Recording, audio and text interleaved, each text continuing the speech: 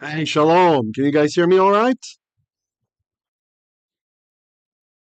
How you doing? We have another live one. Shalom, Gary, Aharon, Raphael, Pei, Harrison. Joyful, joyful. I know who you are. I won't say your name. I don't remember if you want to keep it quiet or not. One of our friends down under. Brenda, Tet, Doug, Betty. Gary, did I say you? I'm not sure if I said you or not. So glad you're all here. I just love the wisdom literature in the Bible. It's really amazing. And if it's a little amazing in English, it's just so much more in Hebrew. So I hope you guys will really enjoy as well. Hope you're liking it. I know a lot of you enjoy when we work through QOHELETH. So you look forward to tonight. I do too. It's very enjoyable to me. There's always something to be learned. So we are picking up today with QOHELETH. That's Ecclesiastes chapter 4, verse 7. And we're going to probably work through several verses, well, quite a few verses, but one of them is really big, so it counts like two or three. Yeah. All right, Harrison. Is it live or is it Memorex? You know what's funny? One of the other problems with when we do live like this, YouTube is a little bit strange in the way that they show things on your channel. So often people will go to the channel and they'll click the videos link. And if you click videos, it won't show videos that were recorded live. It's like YouTube's thinking, so that's not a video? I mean, because it was live, it's not a video. See, it's like a category issue. So that's one of the other issues with when we record live. Yeah, it's nice for us who are here in the live, but people have trouble finding it later because they don't know to click live. I just think it's bizarre YouTube does it that way. I don't understand what they're thinking. By the way, the drink tonight is hot, kosher, stash tea. The flavor is English breakfast with steamed oat milk and a little bit of erythritol for sweetening. Yeah, so all right. It's very hot. It really tastes good. I usually don't do English breakfast at night because caffeine and stuff, but c'est la vie.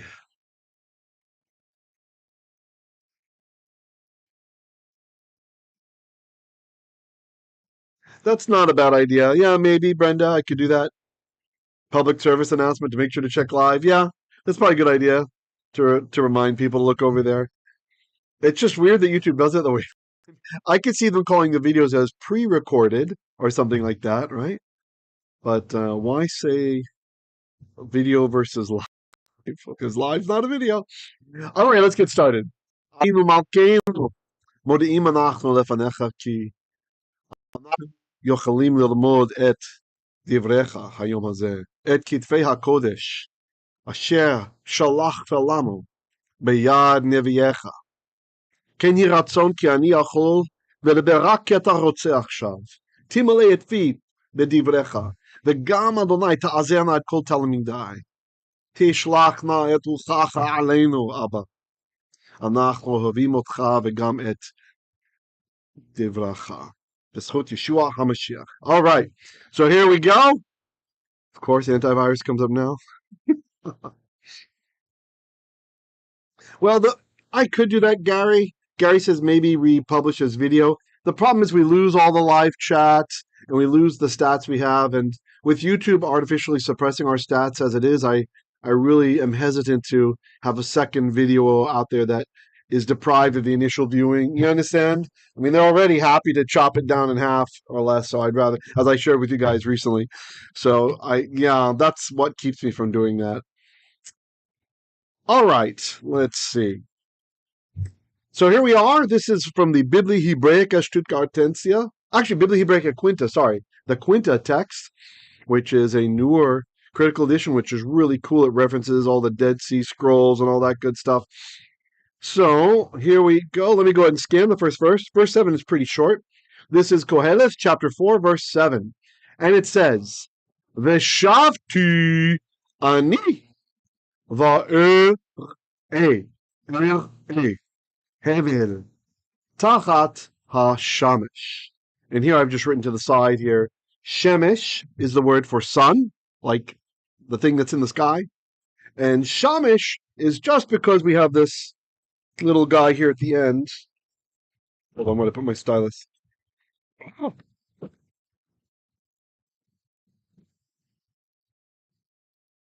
amazing. Managed to misplace my stylus. Oh, there it is. Okay. So let me just show you. This guy here, I've got it a bit colorized. I don't know if you can tell. It'll make it easier to see. That's called a suluk. And that usually on the last word in a verse, and it lengthens the vowel.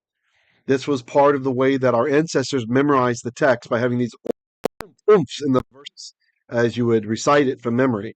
And so the last one, umph, and that's how you know you're done with that verse. So the suluk, he lengthens our segol into a kametz, the into an ah. That's why it's hashamesh. There's no difference in meaning. Exact same word, just a pronunciation issue. Okay. We'll go back, sorry. All right, let's translate. So, ve shavti. Okay, this is the verb shuv. Shuv. It is missing a vav or a shurik. Shurik is just a vav with a dot in it that makes an u sound. That guy would have been here in the middle. This is a hollow verb. When you have verbs and the middle root letter was a waw, we say vav today, or a yod, they oftentimes disappear and you're just left with the first letter, that's the sheen, and the second letter, that's the beit. All right? So, shavti, it could mean I returned, or it can mean like I continued. In biblical Hebrew, the idea of continuing, it's different than in modern, we'd say like, tamshich, like continue.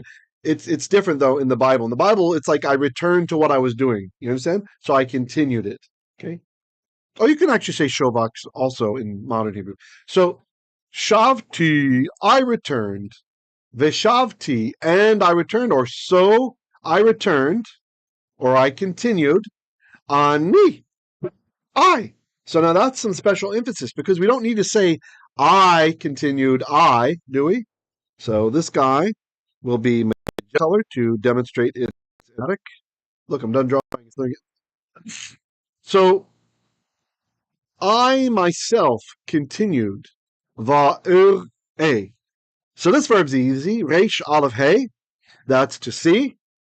And the aleph at the beginning reminds us of the aleph in the word ani. Ani. Also anochi. Ani or anochi means I. Right? And that's what that aleph at the beginning should remind you of. So I looked, like I investigated, I checked it out. So again, or I myself continued to ra'ah, or re'eh in this case, to see, to look, to notice. Hevel. Hey, beit, lamed. Hevel. Usually this is translated vanity, right? But it literally means, I think you guys know by now. Yeah, Harrison, kind of like a double emphasis, right? Brenda's getting clipping. Is anybody else getting that clipping? So it's like vapor. Hevel is a vapor. Vapor. So shavti, I continued, ani, myself. Va and a, I ra'ad. I noticed. Hevel, vanity, or vapor. Tachat, under hashamesh, the sun. So we have a construct chain here. It's just you might not think of it as needing of in English. So it's under or in place of the sun. Any comments or questions? You guys doing okay? I would take refuge in Yeshua hearing clipping 2. Strange. YouTube Studio is telling me excellent connection. And I'm only sending out at 1080p, right? Usually I record in 4K UHD. I'm only sending it out in 1080p, which is like a fourth of that. So I don't know what's going on. And I'm on iFiber, but we are in the Philippines. It might not be YouTube's fault. But YouTube's telling me excellent connection, so it probably is YouTube's fault.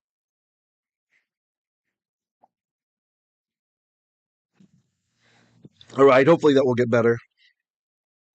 Okay, let's see. All right, now I will just read it one time through. Veshavti ani va'ere hevel tachat hashamesh. Okay, it's kind of a short verse. It stopped clipping there. Okay, good, Doug. Maybe it finally worked it out. I bet when you watch it again later, it will be fine. Sometimes when things live have issues, they're okay later on. All right, verse 8 is giant. So this first part we're calling 8a. All right, so let's just scan 8a, the first half of 8. See, and here's 8b. I'll show you real quickly. See, pretty big, right? So 8a says, yesh echad ve'ein sheini gam bein va'ach ein lo ve'ein keitz lechol amalo gam eino lo tisba oser ulmi, and we'll stop there. Okay, so let's pick it apart. Maybe I'll zoom in for those of you who are visual learners on a cell phone. Okay. Yesh. Yesh. Yesh. It's yod shin.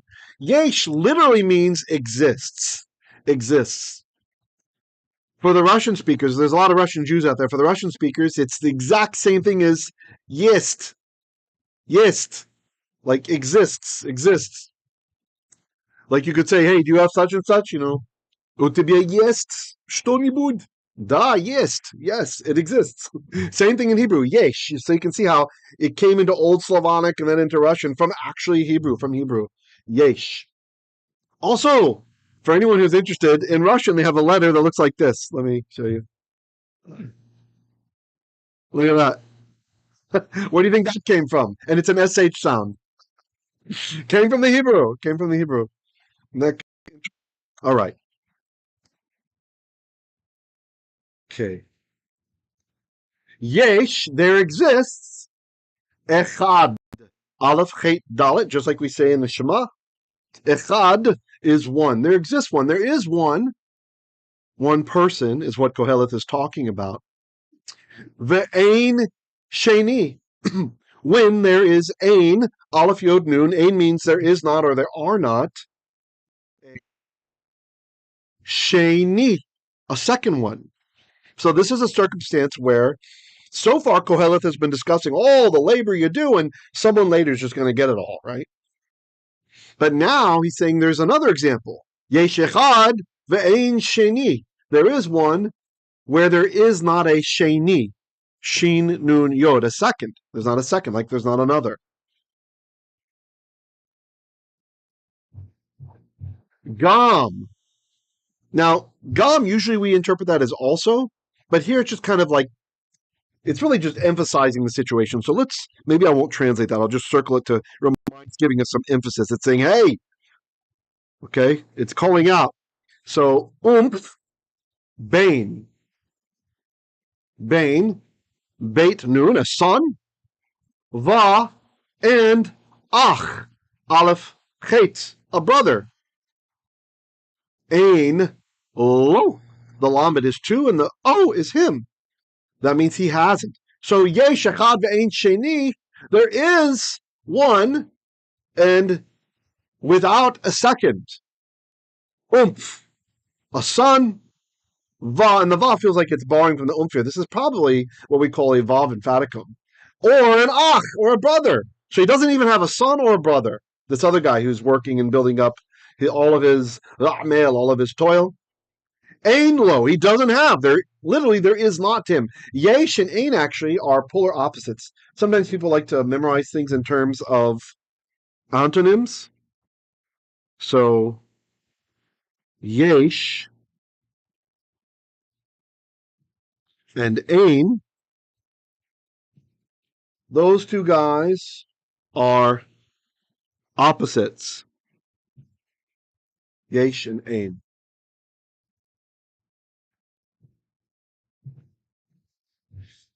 Yesh and ein. Ein means there is not or there are not, and yesh means exists. There exists.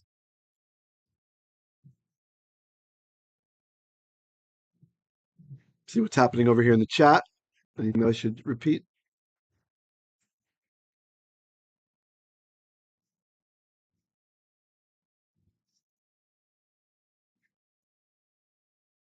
Oh, okay, okay. All right. Good. I'm glad you guys have some chat going on there. That's good. Okay. Let's see. So he doesn't have anybody to leave it to, is what he's saying. Ve'ein. And ein, aleph yod nun, there is not keitz. Kuf tzadi. That means an end. There is not an end. Le, to, chol, amal. We have another construct chain here.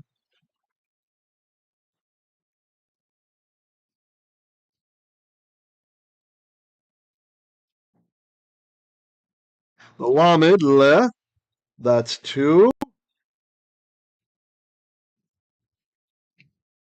Le, 2. There's no end. There's ein keitz. There's no end.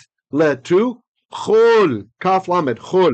All of the amal, the labor, the toil of him. There's no end to his toil. So this guy, ein sheini, there's no second for him. There's nobody else. He's alone. Gam bein, even a son. Va'ach, or a brother. Ein lo, he doesn't have. Ve'ein keitz, and there is no end lechol amal, to all of his toil. Gam, also, eino, or eino. Now this is a strange form. This is unexpected. So the yod shouldn't be there, okay? Or we should have an all sound under the noon. So it should be either, it's from the word ayin, which is I, right? Ayin. So it should either be ayin, oh, right? The eye of him. Maybe I'll write that. So it should be like this.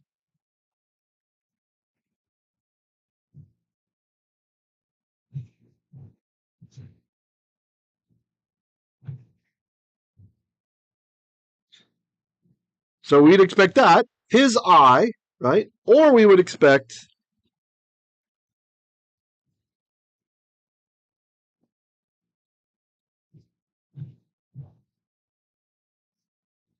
something like this. Einav, his eyes. But instead we have this weird form here, this eino. Now this could be a dialectical form in the way that QOHELETH spoke Hebrew in Jerusalem in those days. That's possible. We find variances in the Bible in the way that people speak, which is one of the amazing things about reading in the Hebrew, guys. I know some of you have heard me talk about this before, but really, I just get a tickle out of it. When you're reading in English or something or some other language, it's flattened. And the way that people speak, they're all speaking kind of the same flavor of English, right? Or the same flavor of Russian or German or whatever your language is. Okay, Tagalog. But when you read it in the original, the scribes have captured like a time capsule the way that people speak. So reading Moshe Rabbeinu speaking in Devarim sounds very different than QOHELETH speaking here, right? And there's a lot of, and in the Tehillim, the Psalms are written by many different people, and so you get different dialectical forms. You have a couple of the Psalms are written by converts to Judaism, so they're like Canaanites. They have their own weird Canaanite words that make their way in there. They converted to worship the God of Israel, and they even got part of the Bible written by them. Really amazing stuff. And they have a very educated prophets like Eliyahu Hanavi, and also and also Isaiah, and then you've got like poor and not so educated, like Yirmiyahu, like Jeremiah. It just and the where people are from, they're from which tribe, from which era, from the south or the north. And so when someone speaks, even when they're speaking to each other, you will see in Hebrew, in the Hebrew original, the differences in their not just word choice, but just the way they use the language sometimes. And a lot of times liberal scholars will just chalk it up to textual corruption, textual corruption. That can happen, of course, because people, the Bible is a collaborative effort between God and man, right? So the man part can sometimes, make it a copy, maybe. Although I prefer scholars who are very hesitant to want to amend the text, to want to change the text. And so my own personal opinion, I think this is probably just QOHELETH's dialect, or like a way of speech, which he as a previous king of Israel would speak at, by saying, eino. I think that's probably his way of saying his eyes instead of einai. Well, it would have been einau, right? But we say einai now. So now the little note here, little a, this is from the Biblia Hebraica Quinta Critical Apparatus. And if you follow that down, it'll tell you there are manuscripts that write it as eino, right? Including Septuagint. I checked out the Septuagint and it says ophthalmos auto, which is again singular, eye of autu, of him, his eye, right? So that's again like eino. So it doesn't. So probably what happened is some scribes later who didn't understand QOHELETH's dialect completely, they flattened it in the text, probably accidentally. When you're fluent in a language, you're looking at the page and you're just jotting it down, or someone's reading it to you and you're just writing it down, right? You could very easily automatically make a correction to update it to your dialect, say 2,000 years ago, right? As opposed to when this was originally written. So that kind of stuff can happen in the variant text, but I think this is probably accurate. The eino. Anyway, just something interesting in the text there. How the Hebrew does preserve the way people talk. And sometimes they speak weirdly. Like Rivka talks weirdly in Hebrew. I get a kick out of the way she talks. It makes sense. Hebrew's not her native language. So Ted says, I have a conspiratic theory. Oh, okay, I'm sorry. Fu Manchu says, do you think Solomon wrote it or dictate? Here's my opinion of it. I think, it's just an opinion. I think Shlomo HaMelech, after he had his fall from grace, I think later he makes teshuvah and he realizes what a knucklehead he's been and he writes QOHELETH, right? Kind of wandering around, maybe even abdicated the throne or left someone in power temporarily while he left, feeling he didn't deserve to be king anymore or something like that. I mean, I don't have much to base that on. But if not, then we don't know who this is. He does identify himself as a king in Jerusalem, right? So yeah, it's also possible he wrote it before, but he says I was king in Jerusalem, right? Not I am. So that's kind of, we're not exactly sure though. Yeah, tradition is that it's Shlomo HaMelech. That's our tradition. Let me see. Any other comments I missed?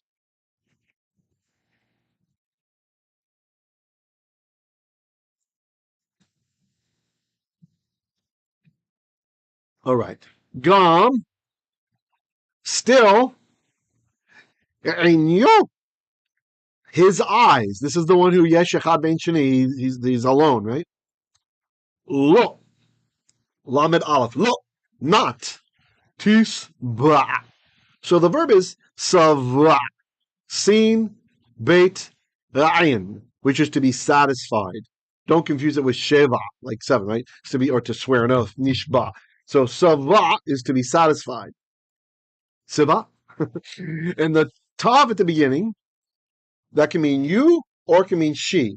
Now, in this case, it's she because it's referring back to the ayin. The ayin. A lot of body parts that occur in duals are feminine, even though they don't sound feminine always, right? Okay. Lo, not, tus, ba. She is not satisfied. And you'll notice this is an imperfect. If you were reading this in modern Israeli Hebrew dialect, it sounds like it's saying she won't be satisfied a future. Okay. But as I've pounded on a few times, time is different in biblical Hebrew dialects than it is in modern Hebrew. Modern Hebrew is more Europeanized, because that's where a lot of Jews lived, right? So it's kind of been influenced by people's native languages, right? Okay.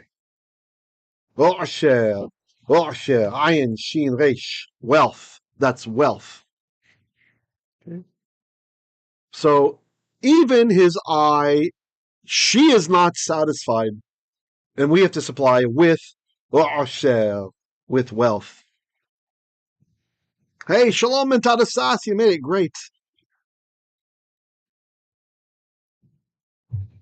Oh, it's an interesting concept. Gary says, I wonder if Shlomo HaMelech was raised by nannies, and so he kind of had like a different flavor of Hebrew being fed to him. Or that's interesting. Possible. Interesting idea. David's always off fighting wars and stuff.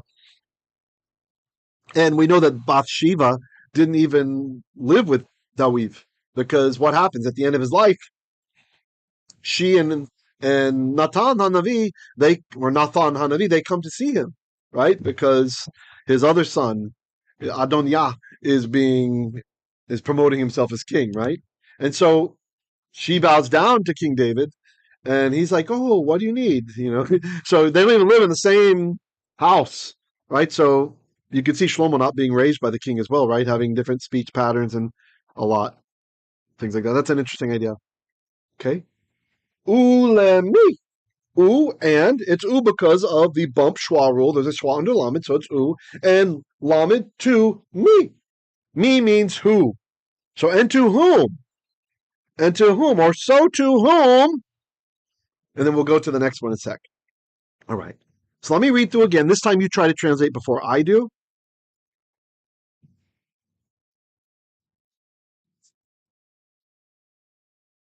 It says, makes sense after the kingdom was divided and the aftermath that ensued. Yes, I think so. Chet also agrees. Hashem is forgiving as we repent, right? But the punishment might still be there, right? That the kingdom has to be rent away from him, except for Judah, right? Only Judah. Which is cool because we've been reading in First Kings, right? On Wednesdays. So we've already gone through that history. All right. Yesh, yod, shin, yesh. Try to translate before I do. Yesh. Literally, there exists, there is echad, one, vein, sheini. And there is not a sheini, a second. Gam, that's like umph. Literally also, bein, a son. Va'ach, nor a brother is how I would translate that. He doesn't have a son or a brother. He's alone. There's ein sheini, there's no second. A son or a brother, ein lo. There is not lo to him. Ve'ein, and there is not keitz, an end. Lechol la'amal le to chol, all of la'amal that's the ameil, the toil of his toil.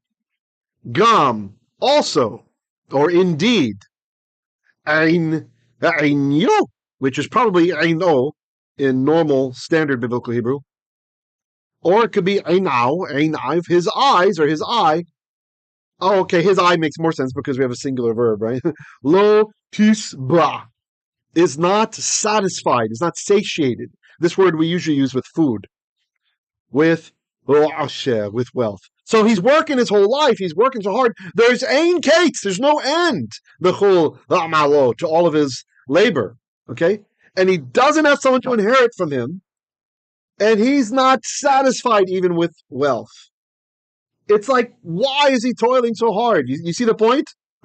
He's not doing it for someone else, which is really, if you do any kind of motivational speaker stuff or life planning stuff, one thing they will tell you, including Anthony Robbins and his Personal Power 2, which is I highly recommend this program for anyone wishing to improve your life, improve your satisfaction, to find out your mission in life. Anthony Robbins, not the messianic guy. I've recommended Anthony Robbins to people before, and some of my calls say, "Oh, he's an interesting messianic teacher." I'm like, "No, this guy's not messianic. He's not Jewish. He believes in the God of Israel, but he's not, or at least he used to. I hope he still does." And this is a famous American life coach, right? Motivational speaker type. And so he talks about if you really want to accomplish something, most people, they do it for someone else, right? Like for your children or for your spouse.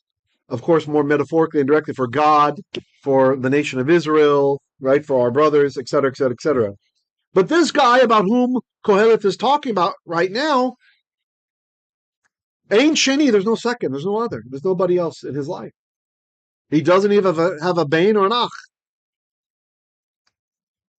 And there's ein keitz amalo, there's no end to his toil. One moment. Turn that off, please. Yes, good. Thank you. Okay, and then, no, not yet, just leave it off. But even, it's not for himself.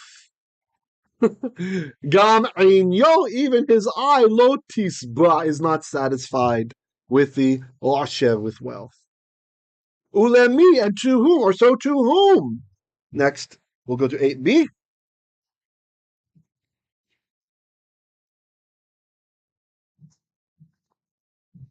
If it lets me, are you going to let me go to B? Come on. Let's see. Let's go. Go to B. No. There we go. 8b, the rest of the verse.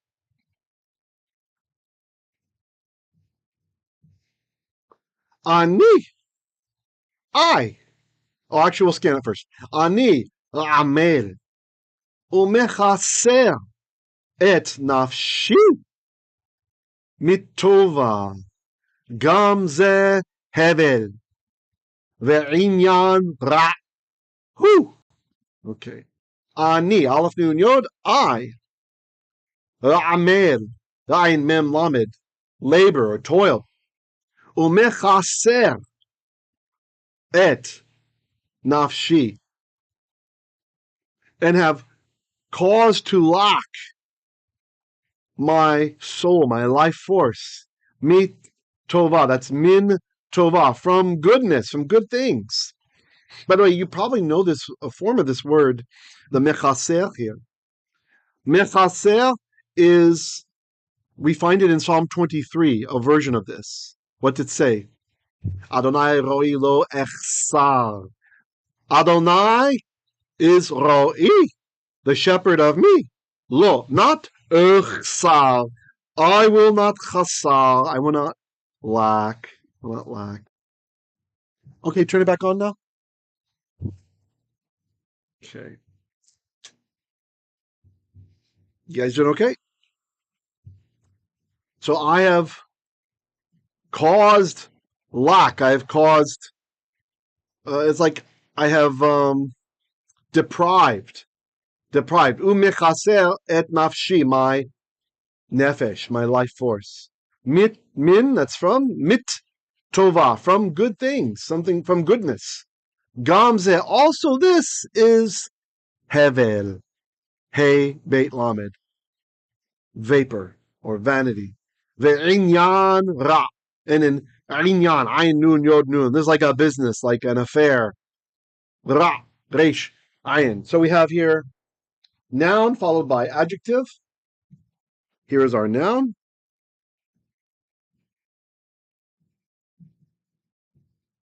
And here is our adjective. So they're both masculine, singular.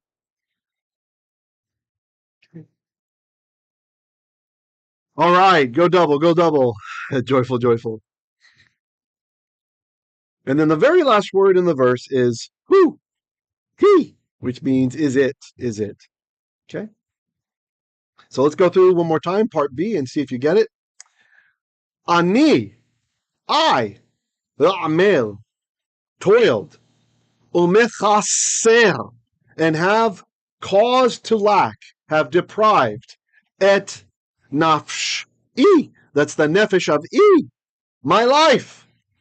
Min tova became mit tova. Mem, if you're just listening, mem, tet, vav, beit, hey. From goodness. Gam ze, also this, or indeed this, is hevel. Hey, beit lamed. Vapor, a vapor. Ve, and inyan, in inyan, a business, ra, resh, ayin, a bad business. Who? Hey, shurik, aleph, is it? How'd you guys do?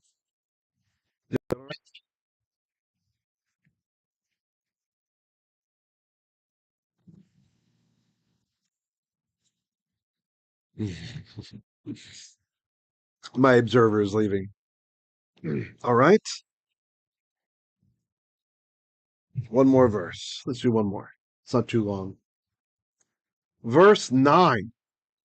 So this is QOHELETH, Ecclesiastes chapter 4, verse 9. Let me get another drink. I'm a little parched.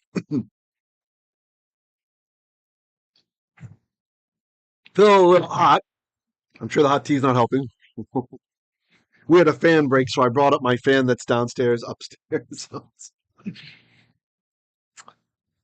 Okay. I'm going to scan verse 9. Tovim hashnayim min echad. This is kind of a famous verse, actually. It's funny. I just kind of colorize it kind of in a brain dead fashion, listening to some news. And I didn't realize, it's such a famous verse until just now. Asher yesh lahem sakhar tov baamalam. Okay, so this verse is connected to the previous verse. The previous verse is like a tragedy. QOHELETH chapter 4, verse 8 is a tragedy. It's saying this poor shlimazel, he's got nobody to pass his wealth to, but he works his tuchas off all day long. He works so hard. Great is his amalo, the amalo. But even he's not satisfied with wealth. It doesn't fulfill him, which connects kind of neatly. If you like to give a talk on this, like a Dvar Torah, or you want to share, this I think concept connects nicely to what we mentioned last week from the apostolic writings, the Mashiach in John, I think 10 it is, maybe it's 10:10 around there, Yochanan, saying that he came that we might have remarkable lives. When we looked up the Jewish Greek word, it's remarkable, significant. Not just like wealthy, like a lot of times people think abundant means wealthy, but significant lives, remarkable lives, right?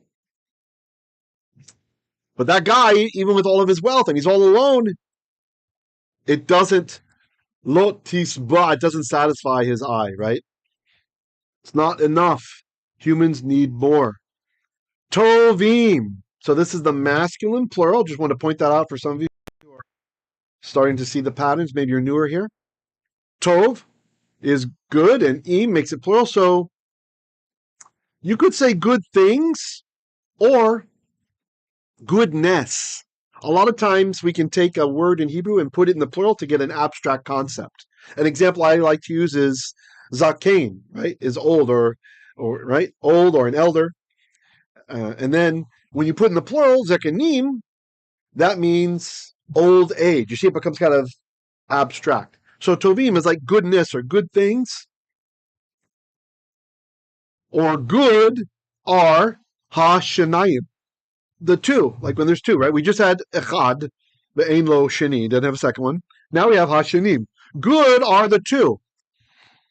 And then look at the next word, min. Without looking at the whole phrase, this is the mem of comparison, right? Remember, the way that we say a degree of comparison in Hebrew is you say your adjective, in this case, good, and then you have the mem of comparison. That's usually how you do an ER in English, like great, greater, big, good doesn't work, gooder, maybe for a little kid or an immigrant or something.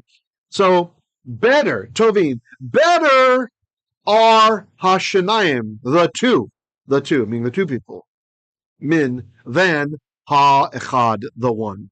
Two are better than one.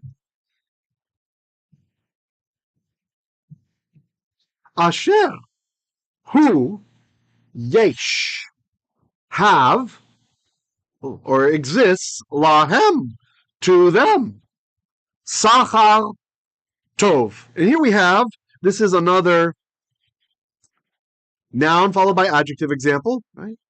So you have sakhar is a wage. That's, if you're just listening at home, it's sin kaf resh. Sakhar is a wage. Tov, good. You have a good wage. A wage, a good one.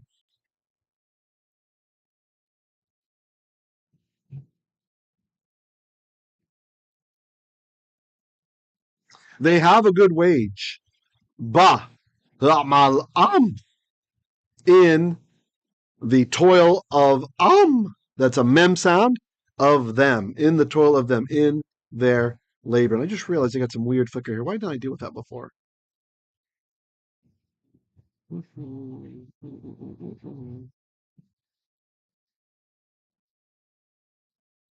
Wrong way. Oh, my bad. There we go. Got it.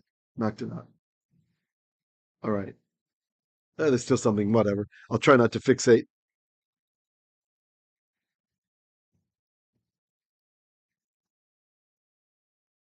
Right.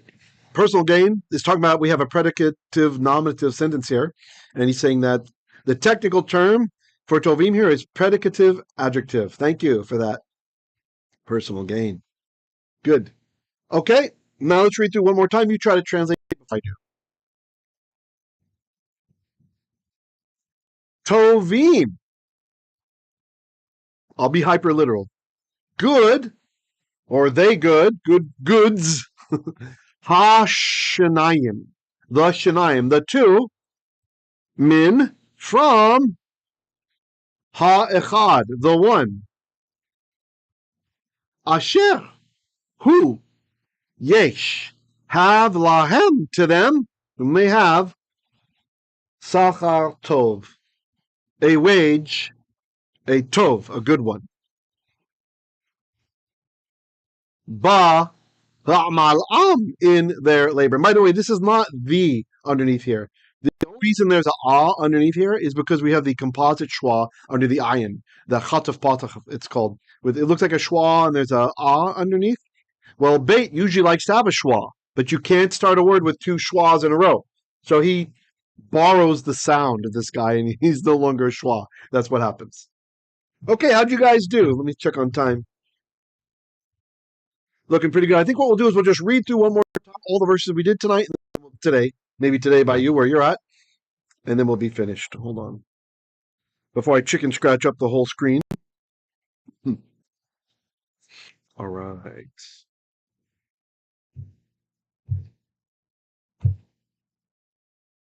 All right. QOHELETH, chapter 4, verse 7. Veshavti ani, and again, I myself, I noticed, I observed, I literally saw, hevel, vapor or vanity, it's usually translated, like futility, tachat hashamesh, underneath the sun. Yesh echad ve'ein sheini, gam bein eino.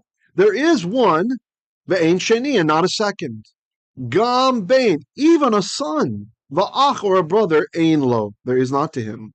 Ve'ein keitz lechol amalo, and there's no end to his toil. Gam eino, which is probably gam eino, lo tisba, oser. Even his sight is not satisfied from his wealth. There's probably a double duty action going on there with the suffix. Ulmi, and to whom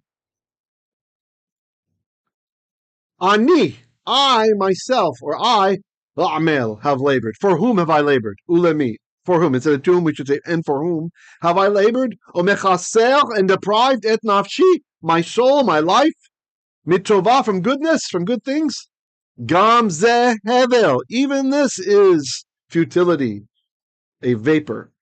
Ve'inyan ra hu, and it is a bad affair. The who here could be, I should point out, it could be emphatic because we don't really need it. But sometimes predicative clauses are expressed that way. Verse 9, tovim hashnayim min echad asher yesh lahem sakhar tov baamalam. Tovim hashnayim min echad. Better are the two than the one. Asher yesh lahem, who have themselves sakhar tov, or could be saying they have themselves a sakhar tov, a good wage, because they have each other. That's already the good wage. Baamalam, in their toil, right? They're doing it for one another. They're doing it out of love, which kind of goes all the way back to Bereshit, where God says it is not tov, it's not good for Adam to be levad, to be alone. Okay. Flesh eating. Oh, flesh eating video. Oh, yeah, it's kind of flickering a bit now, isn't it? Oh, well, I shouldn't have messed with it. I should have just left it. There was one little artifact that was bothering me. Okay, how you guys doing? You all right? Okay, you have a great day. I will see you for our Shabbat Drosh, continuing to work through the ancient triennial Torah portion, the way it was before the current yearly Torah reading existed, the way that I believe Yeshua HaMashiach read it to his disciples, taught his disciples, and that's why he finished on Pesach, because that's when the first reading is over, as we will finish our reading we've been doing for 3 years, almost 3.5 years now. It started in the Shemitah cycle, as it did in ancient days, and we will finish. You'll see, it lines up just right to finish for Pesach, just like I think the Mashiach did. So see you guys hopefully on Shabbat. Shalom, shalom. Have a great rest of your day. Be blessed. May everything you do be successful. I'll catch you tomorrow.